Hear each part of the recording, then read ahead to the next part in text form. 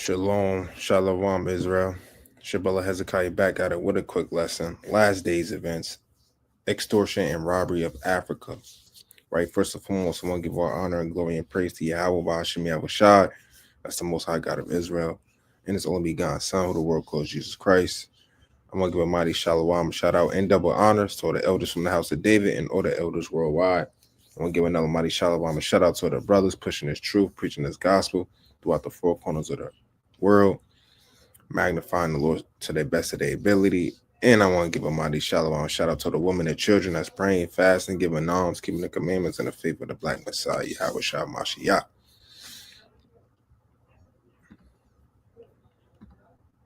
Just the book of Mark, chapter 13, verse 33. Take ye heed, watch and pray, for you know not when the time is. So you understand, Jesus, Yahweh, he said, take ye heed, work circumspectly, understand what's going on in the world, watch and pray. What are you watching for?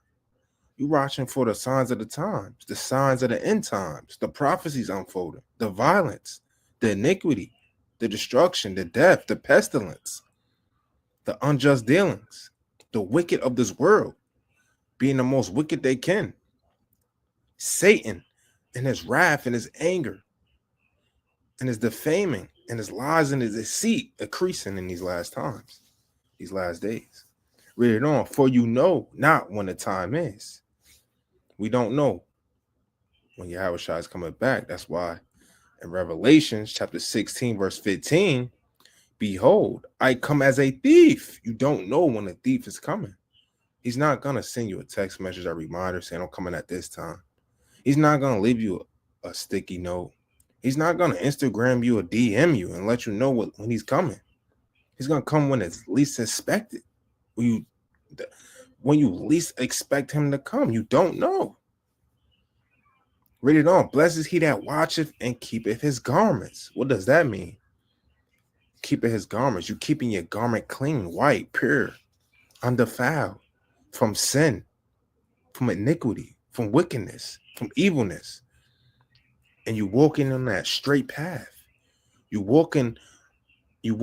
talking, and you working the laws of the Most High without letting Satan be at your side, just throwing dirt and dust on you, and pig juice and lobster tail juice on you, man. Right, spiritually. Read it on. Lest he walk naked and they see his shame. You see that? When you walk naked, you see his shame. That means you out of order. You going off. You out the spirit. You in sin. You practicing sin. You habitually sinning. Right? You just doing the deeds of the devil. Calm. Let's get into some news. Some last days news. You heard?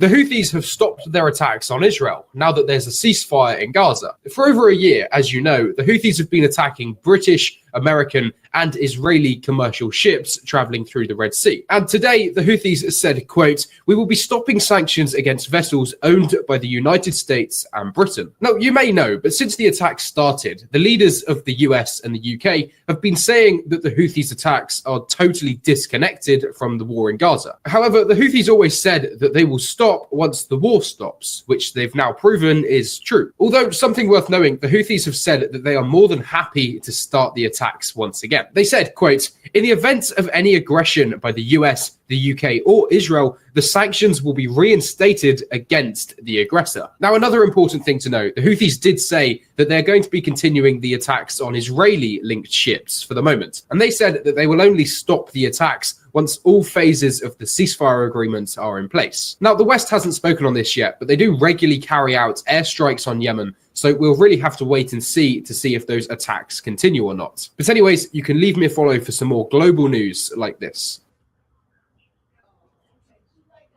Say that they've hijacked the A Chinese ship just got hijacked in Africa, and China is fighting to get the ship back. However, the hijackers say that they've hijacked the ship because the ship was illegally fishing in their waters. Now, China spoke on this. They said, quote, "We strongly condemn this vicious action which threatens the safety of the crew and international navigation security." Although there is a good thing. According to reports, after 7 weeks of the ship being hijacked, the hijackers have just released the ship and its crew. Although, something to know, the people who actually hijacked the ship spoke to the media and they said, quote, "We are not pirates, we're a community under siege." And they went on to say, quote, "They come here and take everything from our seas, and not a single fish is spared." And something you probably know is that this has been going on for quite a while in Somalia, which is where the hijacking took place. Ever since the government of Somalia collapsed over 30 years ago, countries have been illegally fishing there because there's no opposition and no one to stop them from doing it. And these hijackers who are from Somalia spoke a bit more on this, and they said, quote, "When we go out at sea, they shoot at us, they destroy our boats, and they prevent us from feeding our families." And because of that, they say that they now have to hijack ships and demand ransom money because they can't make any money from fishing anymore. But regardless, a Chinese ship that has been hijacked for the last 7 weeks has just been released, seemingly due to the Chinese government getting involved. But you can leave me a follow for some. Let's get more. Venezuela wants to invade America. Specifically, the president said he wants to, quote, "liberate Puerto Rico." And this comes just a few months after the US accused the Venezuelan president Maduro of rigging the elections. Now, the president Maduro gave a TV broadcast about this, except I do need to say that it looks like it was recorded 20 years ago because the quality is that bad. He, however, did give some more details about this, and he said that he's going to use Brazilian troops to do it. He said, quote, "The freedom of Puerto Rico is pending, and we will achieve it with Brazilian troops." Now, the US didn't respond to this directly, except recently they increased their reward to $25 million for anybody who can arrest and capture Maduro. And Maduro said one more important thing in his speech. He said, quote, "In the US, they have an agenda of colonization. We here have an agenda of liberation." Now, of course, Venezuela would actually stand no chance at taking control of Puerto Rico because their military is so much smaller than the US. But it does show that Venezuela is still interested in doing it. Obviously, though, we'll only know what happens in time, so you can leave me a follow for.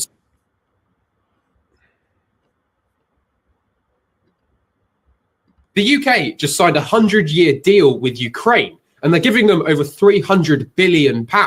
And on top of this, whilst Keir Starmer was visiting Ukraine, a Russian drone flew over the building that him and Zelensky were having a meeting in, and Ukraine thought that it was going to hit them and kill them. Yesterday, Keir Starmer traveled to Ukraine, and he said, quote, "We will support Ukraine beyond this terrible war and into the future where it will be free and thriving once again." Now, Keir Starmer said one of the reasons that he signed this 100-year deal with Ukraine is, quote, "Putin is showing no signs of wanting to stop his unrelenting aggression." Now, Zelensky responded to this, and despite being given £3 billion a year for the next 100 years, he said, quote, "The best security guarantee for Ukraine is a membership in NATO." So he didn't really even say thank you for the money. Something worth knowing, it seems the reason that Keir Starmer has signed this 100-year deal with Ukraine is because he expects the US to end all of their support for Ukraine once Trump takes office on Monday. Although Keir Starmer did say, quote, "We will continue to work with the US on this today, tomorrow, and into the future." And a little bit of info, like I said at the start,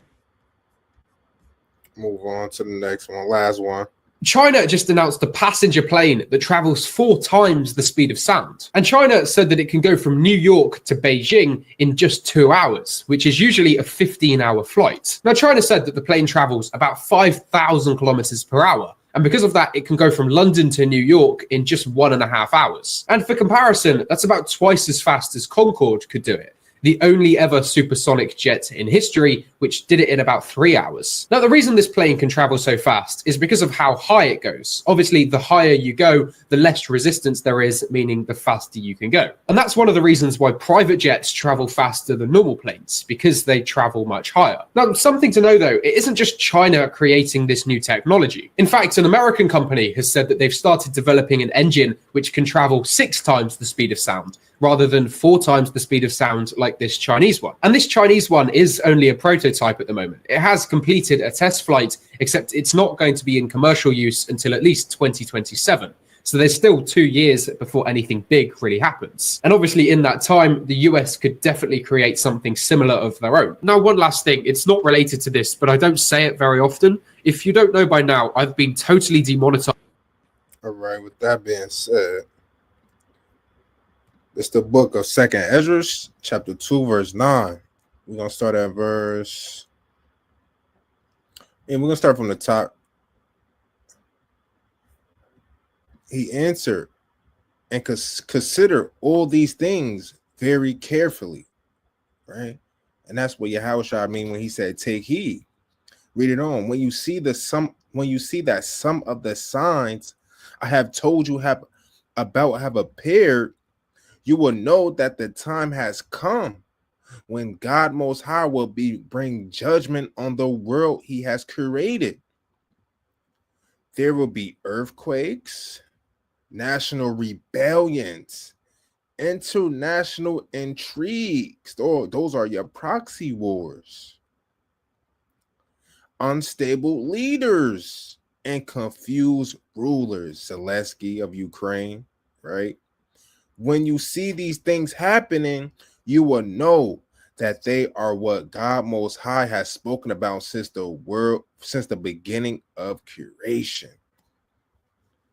Right? Let's read verse 5. The beginning and the end of everything that happens in this world are clear.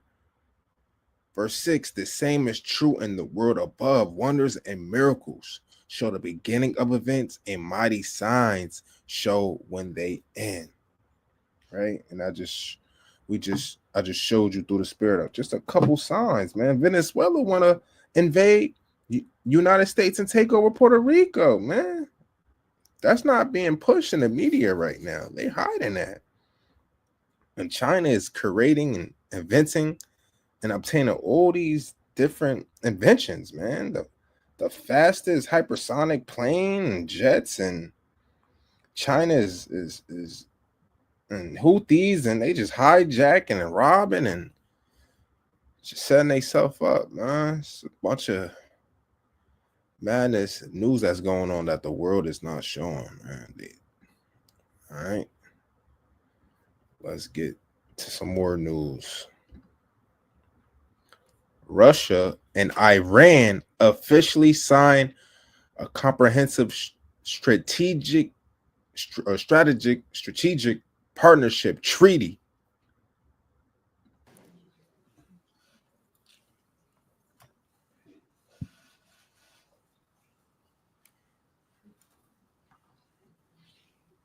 This is prophecy being unfolded. We're gonna get to it.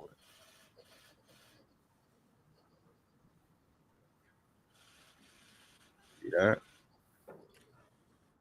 All right. Now this is Ezekiel chapter 38.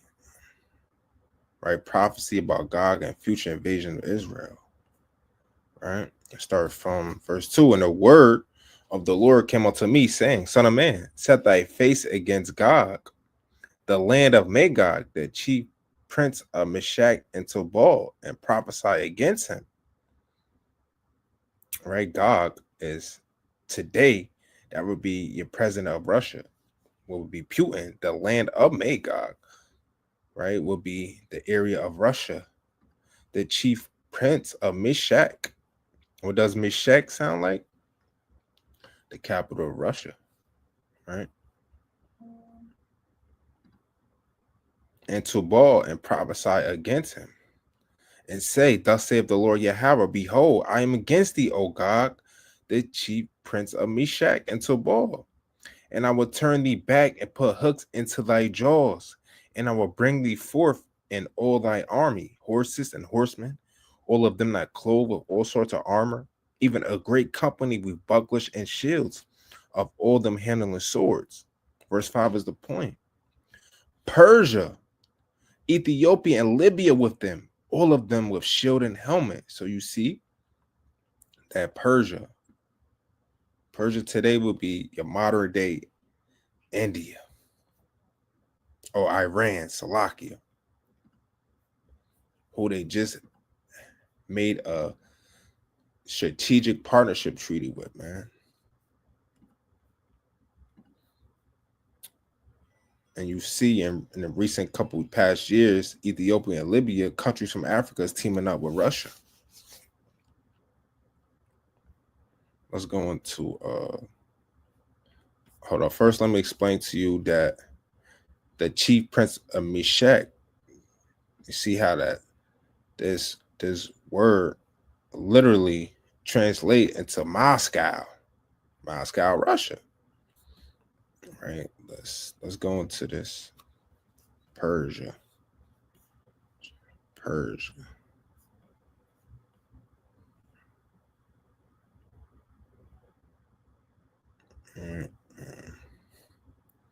Boom. Compass the territory of India. Persia powers bound out west. Susanna, Alam, south by the Persian Gulf, east of the Carmania, Iran. See that?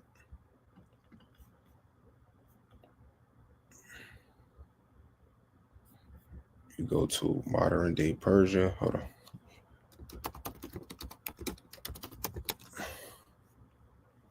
We go to modern day Persia. Modern day Persia is Iran. See that? Modern day Persian is Iran. So when we go back to the scripts, that's prophecy being unfolded.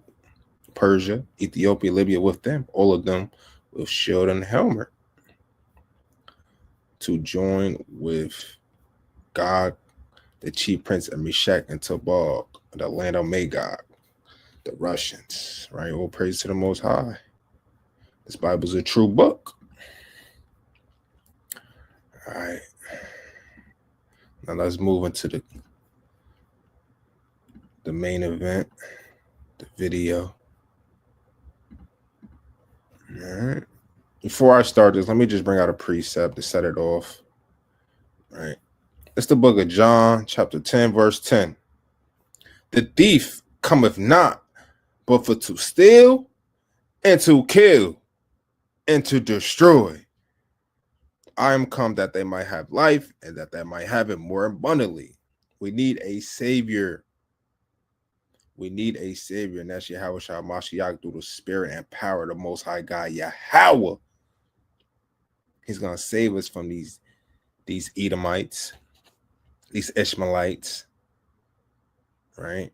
These Moabites, Ammonites, any nation that come against us, that curse us, that steal from us, that rob from us, that destroy us, that put us, that unalive us, that grape us, that extort us, that just do us dirty. All right.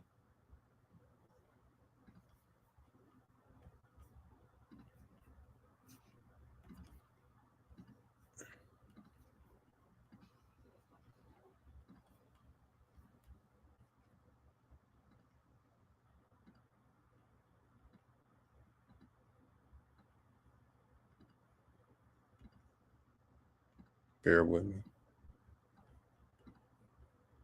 So you're Europe in 1944. As a continent, you've been through a lot these past few decades. Yet despite all the destruction and power-hungry dictators sapping you dry, you've always managed to bounce back. And one of the reasons for that was colonialism. Ah yes, those were the good old days when all a European colonizer needed was a flag and the audacity to claim the land for themselves. And no other continent on Earth made you quite as thirsty as Africa. Rubber, tea, wood, coca, ivory, gold, diamonds. These were just some of Africa's most sought-after resources. And back in the late 1800s, everyone wanted a piece of the action. Britain, France, Portugal, Spain, Germany, Belgium. They couldn't wait to get their hands on all those expensive resources they could exploit. And if someone didn't lay down some ground rules, there would be an all-out war for control over Africa. So you did what any good colonizer would do to keep the peace. And in 1884, you got everyone around the table to divide up the continent between all of you. That way, everyone could have their own fair share of Africa's wealth. Well, everyone except for the actual Africans. But who cares about them? And for a while, your little system worked perfectly. Even after World War I, you managed to use all those African resources to pay for and repair all the damage the war caused. But then World War II came around, and suddenly things became ugly. See, you had gotten so used to exploiting Africa for whatever you needed, that when the war started and you needed more soldiers and men, you thought, well, we're already taking Africa's stuff, we might as well take the people too.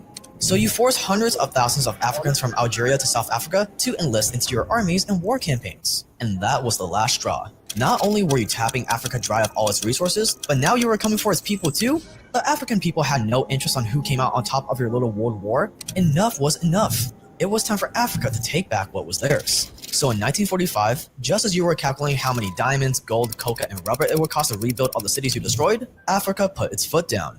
One by one, African countries either negotiated or went to war with their colonizers for independence. And since you were running really low on pretty much everything thanks to World War II, those African countries had the upper hand. One by one, your biggest sources of diamonds, gold, wood, tea, ivory, and all those other resources you loved were being ripped away from your control. It was an absolute nightmare. Before, you simply went to these countries and paid local workers just enough money to mine it out of the ground for you for it to not be considered slavery. But now, all these new independent African countries wanted to sell those same resources to you. These savages actually wanted you to pay for it so they could have money for healthcare and education and roads and cities. Who do they think you are, Santa Claus? There was no way you as Europe could rebuild, develop, and survive without the resources Africa held, but there was also no way you were going to give in and actually pay the Africans for any of it either.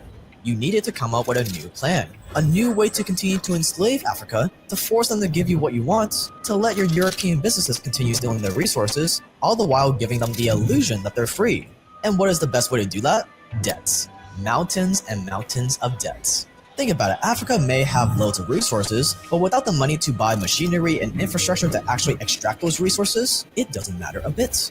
Gold in the ground is not going to pay for roads and hospitals, so this newly independent Africa would need your assistance. So what if you created an organization? What if you gave this organization an innocent sounding name, like the International Monetary Fund or the World Bank or something? And what if you use those organizations to offer loans to these African countries so they could finally start harvesting all their resources? On the surface, it would look like you're doing them a massive favor. But in the fine print, it would give you complete control over the money they earn from these resources. It would ensure that none of the money they earn can be reinvested back into their country, that all that money would go straight back to you, that the loans would be so big, that the repayment terms would be so strict, that they would never be able to pay you back in full. And that's what they do. That's all crafty counsel. It's the book of Proverbs, chapter 22, verse 7. The rich ruleth over the poor, and the borrower is a servant to the lender. And that's what these Edomites, these Caucasian cave beasts, their plan is. It's for us to be servants by borrowing, by being debt, to be a slave to debt, man.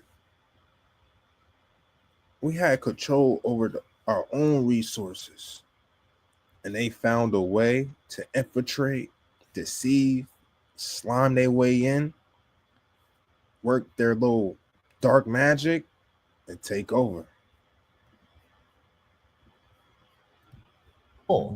Well, if you put all that in the fine print, you would have de facto control over Africa, its resources, and its governments once again. Except this time, the entire population will live under the illusion that they're actually free. It was the perfect plan. And guess what? No one reads the fine prints. Stay dangerous, and this is why Africa is poor.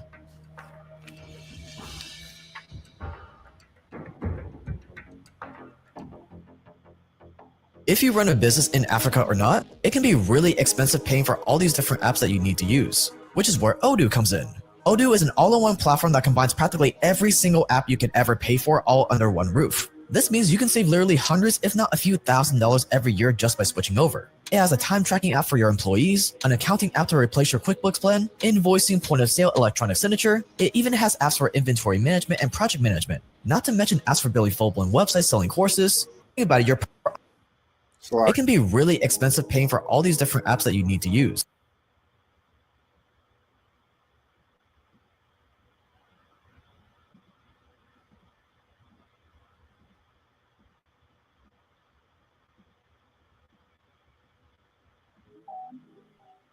The modern world as we know it today would not be possible without Africa. Just take the Democratic Republic of the Congo, for example. In 2023, it produced more than 70% of the world's cobalt for our smartphones, computers, and of course, our beloved electric cars. Africa is also home to 1/3 of the world's critical mineral supply. We're talking copper, lithium, nickel, platinum. 65% of the world's fertile agricultural land is also found in Africa, and without it, there would be many, many food shortages. And every year, the production and sale of all these resources produce billions of dollars in revenue. In 2019, Africa's mineral resources alone produced $406 billion. And we're not even talking about the other stuff like fish, crops, or timber. So why then, even with all these resources and all the money they produce, is Africa still considered the poorest continent on Earth? How is it possible that almost every person in Africa lives below the poverty line, meaning that they live on less than $1.25 a day? Well, the answer lies partially in the good old International Monetary Fund, or the IMF, and the World Bank. See, back in 1944, the IMF and the World Bank were created by European countries as a way to help each other rebuild after the war. The IMF would be responsible for regulating trade and giving a few loans here and there, while the World Bank would mainly focus on offering loans to European countries and Japan. And the only way a country could get loans from the World Bank was by becoming a member of the IMF. And at first, it was only European and Asian countries interested in joining. No one really cared about the struggling African countries, as long as they could keep taking Africa's resources. But then, all those African countries started becoming independent, remember? And suddenly, the IMF and the World Bank saw a brand new opportunity to do a little recolonization on the down low. The World Bank and IMF were created to help stabilize and sort of rebuild Europe and Japan. And once that was done, unfortunately, they were repurposed to extract resources and cheap labor from the developing world. The bank and the fund allowed the former imperial powers to continue like this colonial dynamic of draining resources from poor countries to support them. And that is, of course, the total opposite of what they say they do. Like the IMF doesn't have guns. So whereas the British or the French or the Americans in the Philippines would go and impose a system where they're like, we're going to take the gold from here. You're going to work and help us get this rubber from over here. And we're going to take it home. And we're not going to pay you a fair rate, if anything. That was like old school colonialism. Or like slavery or whatever. This doesn't entail violence. This uses debt as a weapon.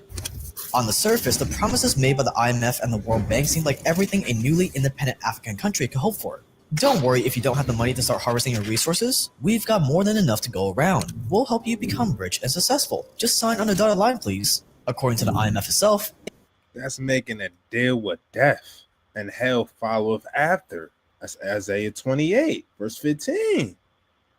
It, quote, works to achieve sustainable growth and prosperity for all its members. Wow, doesn't that sound nice? Maybe this was the West's way of making up to Africa after all those years of tapping it dry. Maybe they finally developed a conscience. Whatever the case, these African countries desperately needed whatever financial help they could get. So they bought into the IMF's pretty little promises, and one by one, all those new African countries joined the IMF. To the rest of the world, it looked like the IMF and the World Bank were doing Africa a solid. They were helping them, giving them billions to develop and grow. What a charitable thing to do. But in reality, none of that money was charity at all. They weren't donations, they were loans. Loans these African countries would have to pay back or else. But no one thought about that back then. All the African countries saw was the answer to their prayers. Their shot at finally becoming as rich and developed as everyone else. But little did they know that they had just walked straight into the West's very best colonial-shaped trap.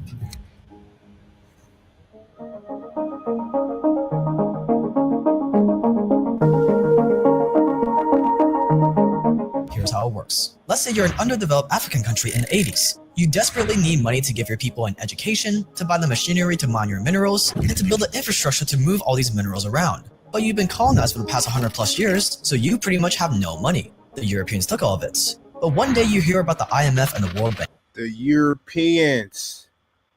Yes. The white man took it, robbed you, and now you depend on him. But y'all love him. Y'all set a white Jesus all throughout Africa. That's the enemy. That's the devil in disguise. You hear about how they're offering huge amounts of money to help African countries grow. It sounds like the perfect solution to all your problems. If you could just get your hands on some of that money, you could educate your people, train them to open up businesses, and you can start extracting these resources and selling them for our profits. So you join the IMF. You apply for a loan, let's say $1 billion, and the IMF tells you they're more than happy to give you that money at 8% interest. Because obviously, with all the developing and educating you're going to do, you're going to make way more than just $1 billion, so the loan should be super easy to pay off. In fact, don't even worry about the fine prints. That's just boring stuff that applies to the worst case scenario. You'll never be struggling to pay off your loan. You're going to prosper and grow just like Europe, remember? So you sign on the dotted line, and you start putting that money to use. But here's the thing. By the end of the first year, you already need to pay the IMF $80 million in interest. And educating people, setting up businesses, and harvesting resources takes a lot of time. So the deadline of your first interest payment comes up, and guess what? You can't pay.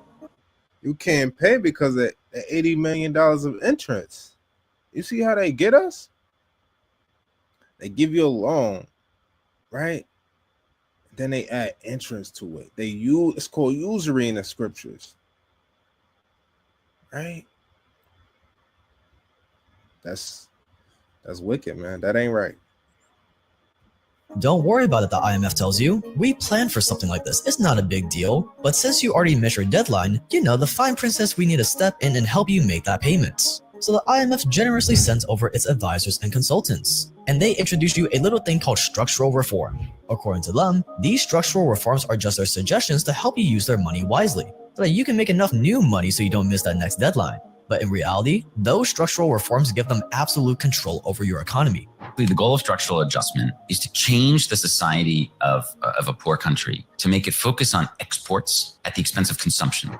And here's where things get interesting. Because most of the time, that first $1 billion the IMF gave you, you spent it on trying to improve people's lives by building schools, hospitals, roads, whatever. So even though you want to start selling your resources, by then you would have spent all the loan money already. But luckily, the IMF is here to help again. Don't worry if you can't mine all those resources or plant all those crops. Just let our companies do it for you, they say. And since all this is required in the fine print of the loans that you signed, you have no choice but to accept. And just like that, all those Western businesses are right back to where they were before colonialism ended.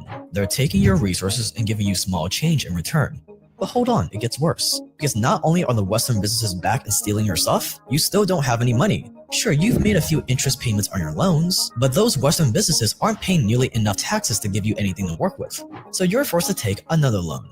Only this time, the fine print is even stricter. It requires even more reforms. I mean, how can the IMF trust you won't miss your payments on this new loan like you did last time? No, they need a little reassurance. They need a little collateral. So they say they'll give you a loan only if you raise taxes on your citizens and cut down on government spending on them. See, it's all a game, right? It's all a scheme, a plan from the beginning.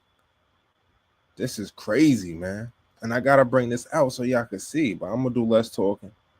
Let's do more watching and brainstorming it and soaking all this in and realizing how deep the devil moves.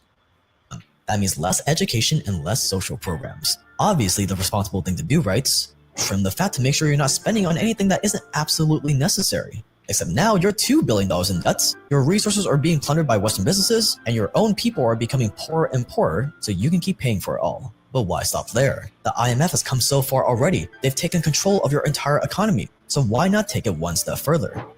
Once your currency gets devalued, you are screwed. See, all the taxes you rely on to make your interest payments every year are paid in your own local currency. But the loans the IMF gave you, those loans are in dollars. Which means you now have to pay even more of your own money to keep up with all the interest you owe. It's basically the equivalent of you signing a $1 billion loan, but then that loan magically grows to $1.5 billion.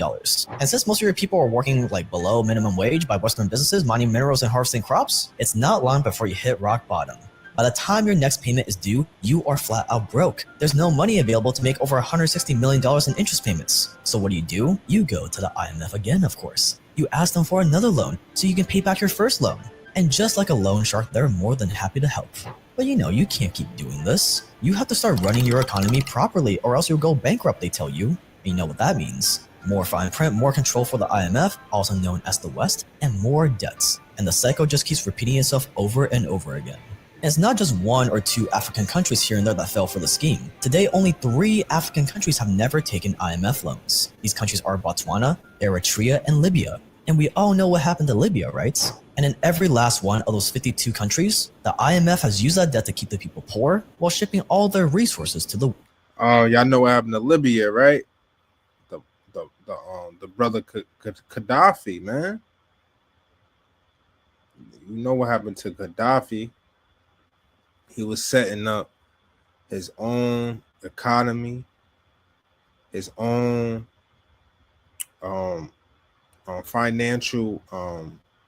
financial system. Free. He had free everything, free education, free Medicare. He had jobs set up.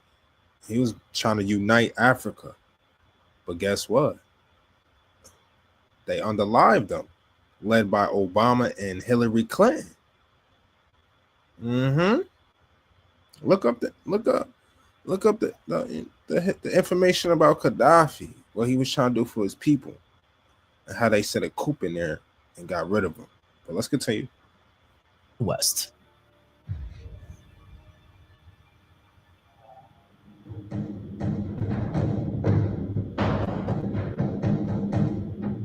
Say hello to the richest country in the world. The Democratic Republic of the Congo, or DRC, previously known as Zaire, is sitting on an estimated $24 trillion worth of untapped raw minerals. Gold, copper, oil, and cobalt are just some of the DRC's biggest exports. But you wouldn't know that looking at these pictures, because even though the DRC has more mineral wealth than any country on Earth, the average person in the DRC only makes around $1.50 a day, for an annual income of just $610.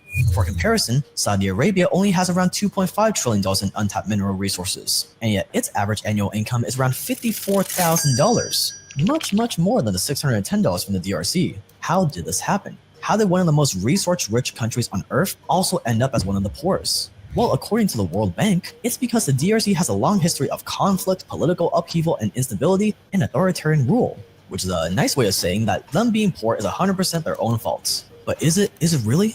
Or is it because of the West, the World Bank, and the IMF? See, before colonialism ended, the Congo was pretty much owned by King Leopold of Belgium. He basically claimed it as his own personal colony and spent years stealing the country's resources and enslaving its people. And after a long fight for freedom, the Congo finally got its independence in 1960, and they elected Patrice Lumumba as its prime minister. Lumumba's plan was to nationalize all the businesses in the Congo, which meant putting all the mines and export companies under the government's control. But that was a problem for the West. See, the Congo has always been one of the West's favorite cheap sources of minerals and natural resources. And now this democratically elected guy was threatening to take it all away, but luckily, Lumumba's plan didn't get far. Because in a totally unrelated incident, for totally unrelated reasons, Lumumba was assassinated just 6 months after taking power. And who did the assassinating? Well, elements within the Congolese army, assisted by Belgian and US governments. With Lumumba dead, the US took its chance to put someone in charge of the DRC who would be easier to influence. In the 60s, you had a guy named General Joseph Mobutu. He came to power. He said he would live on a soldier's salary. That's what he promised the people. He ended up becoming like a Cold War ally of the United States. We wanted to back Mobutu. He was one of our allies in the region. We didn't necessarily care about the massive human rights violations that he perpetrated against his own people. What we would do is we would go in and we would prop up these regimes with infusions of large amounts of capital in exchange for conditionality. What we would get out of supporting him were three things. We would get interest payments, we would get cheap resources and labor, and we would get control. When it came down to it, the IMF and the World Bank didn't care if this general was a dictator, or that he was committing human rights crimes against his own people. All they saw was someone they could buy. So they made a deal with the devil and started pumping massive amounts of money into the country as loans. And since the general was obviously taking a lot of the money for himself, he didn't care what the fine print said.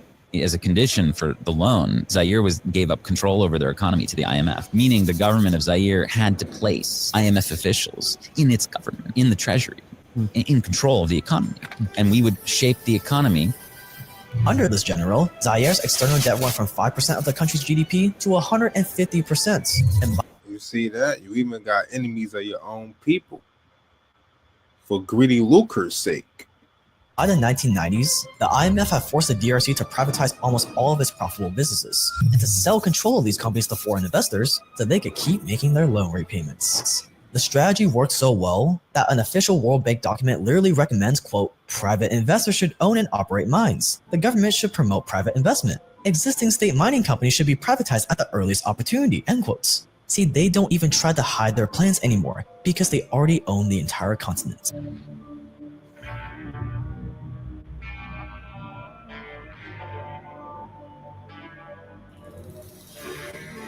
Today, Africa owes the IMF more than $42 billion, and the World Bank over $124 billion, and Africa is paying for it big time.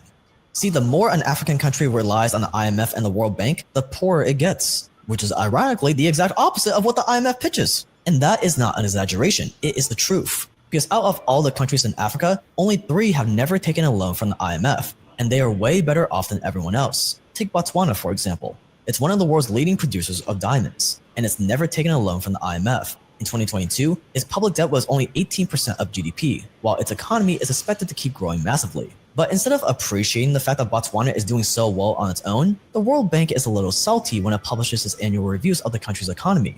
You see that? When you don't need help from these damn monsters, they Edomite dragons, you do well. You do well. We don't need them. All we need is us.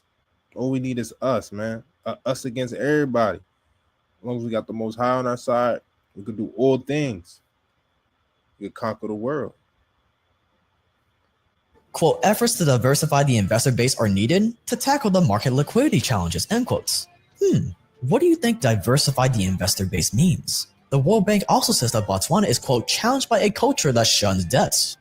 What a terrible thing not to want debts. And lastly, quote, Botswana's infrastructure investment financing has traditionally been provided by the public sector, but the need to crowd in private investment is increasingly recognized, end quotes. And then there's Libya, another country that never borrowed from the IMF. Under Muammar Gaddafi's rule, Libya uses oil and gold money to make huge improvements in the country, including new educational programs, better healthcare, better housing, and subsidies for electricity and food. At one point, Gaddafi was even planning to create an African central bank, complete with its own gold-backed currency, to fight back against the IMF and the World Bank.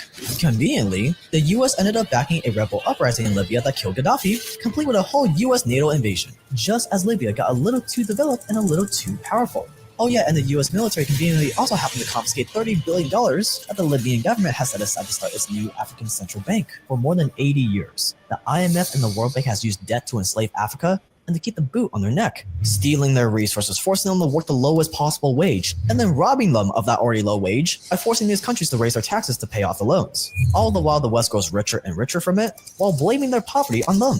But lately, the tide has been turning. People are starting to wake up to who the real slave masters are. In Kenya, there have been protests going on against a new finance bill that would increase taxes even more on these poor people, or you guessed it, to pay for all these interest payments. Niger, on the other hand, just expelled a French uranium mining giant that was getting uranium for dirt cheap for nuclear reactors. The question now is, are more countries going to start rebelling? Are they going to start calling off their predatory loans? Or is it already too late?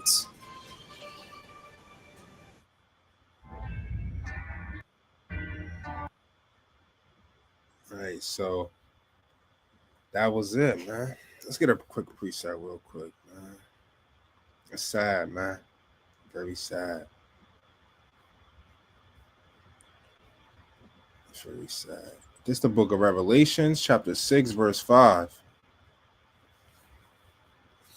And when he had opened the third seal, I heard the third beast say, come and see. And I behold, and lo, a black horse.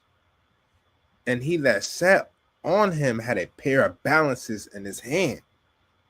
That black horse represents the rape of resources, capitalism, the IMF, and the World Bank.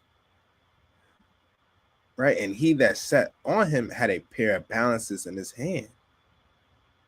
Verse 6. And I heard a voice in the midst of the four beasts say, a measure of wheat for a penny, and 3 measures of barley for a penny, and see thou hurt not the oil and the wine. Right? And that's what they do. They hurt the oil and the wine. They rob the resources, right? They enforce low wage labor, right? They force the country to tax the people OD. They put on heavy interest rates, right? They force you to take out 2-3 loans and just hand over your whole business to the West. And that's what's happening in Africa, man. That's what happened in Africa. But our brothers over there is waking up. If they not our brothers, well, they still waking up. You understand? It's the book of Sirach, chapter 10, verse 8.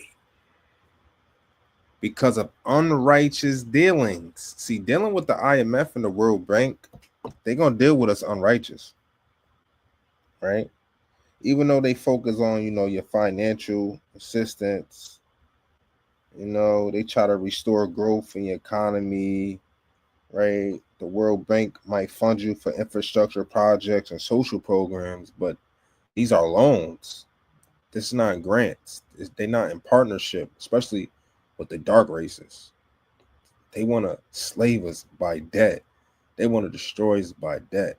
They don't want us to have anything. They want to take it from us. They see us as slaves, as animals, as 3/5, as nothing. Reading on. Injuries and riches got by deceit. You sign that dotted line, it's over. They deceived you. thinking that your economy can prosper, thinking that your country could grow. It's just a legal way to rob you. And if you don't pay up, they're going to come in there with guns in their hand, bombs, rifles, machine guns, and just take it over. Read it on. The kingdom is translated from one people to another. You see that? And Esau's kingdom is going down, right? Our kingdom is on the way because of these things. Unrighteous dealings, injuries, and riches got by deceit. Right? And I'm going to end it right here. Just the book of 2nd Esdras, chapter 6, verse 9. For Esau is the end of the world of death, hell, destruction, robbery, raping, extortion,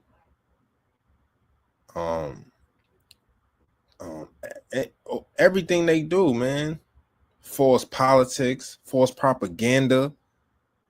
You understand? Bread and circuses, witchcraft, sorcery. Esau, their world is ending.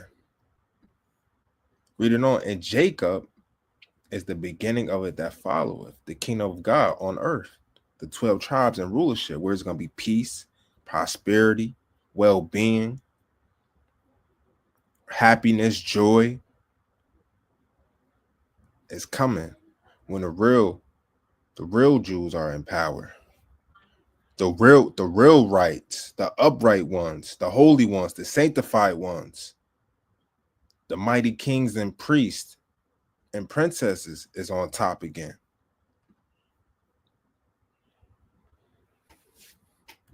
And with that, I want to give our honor, glory, and praise to Yahweh Bashim Yahweh Shai.